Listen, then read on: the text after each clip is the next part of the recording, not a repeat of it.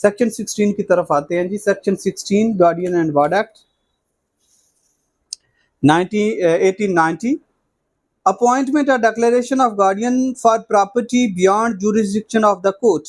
If the court appoints or declares a guardian for any property situated beyond the local limits of its jurisdiction, the court having jurisdiction in the place where the property is situated shall, on production of a certified copy of the order appointing or declaring the guardian, accept him as duly appointed or declared and give effects to the order।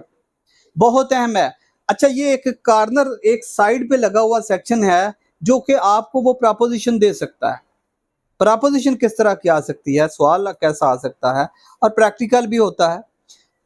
तो preposition क्या आ सकती है कि अगर ये जो है वो लाहौर में रिहायश पजीर है, जो वार्ड है, और उसकी प्रॉपर्टी जो है वो शेहूपुरा में है, तो क्या वो यहाँ अपॉइंट हो सकता है? और अगर अपॉइंट होता है तो फिर उसके बाद उसका तरीकाकार क्या होगा?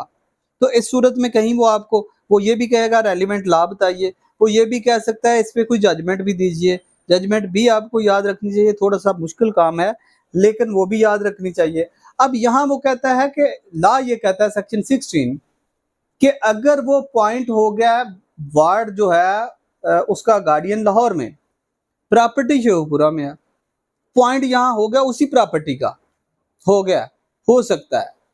अब उसी आर्डर को लेके जाएगी उसका गार्डियन जो है शेहूपुरा में, और वो कोर्ट उसे यूं ही समझेगी कि जैसे ये बंदा शेहूपुरा में गार्डियन अपॉइंट हुआ है इस वार्ड का।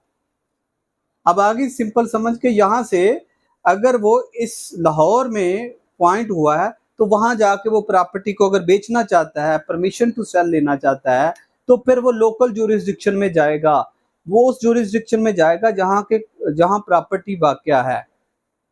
तो ये नीचे वाला सेक्शन में वही कहता है कि क्या करेगी, the court having jurisdiction in the place where the property situated shall on production of a certified copy of the order. Just क्या करना है, एक मसदका कॉपी लाहौर से ले जानी है, शेहूपुरा की कोर्ट को देनी है, और शेहूपुरा की कोर्ट की करेगी, and declaring the guardian except him a duly appointed. अब वो कोर्ट इसको एक्सेप्ट कर लेगी कि जैसे ये प्रॉपर तरीके, लफ्ज लाभ बोलता है ड्यूली, प्रोसीजर के साथ, तरीकाकार से, due notice, due procedure, duly, तो ये सारे लफ्ज हैं।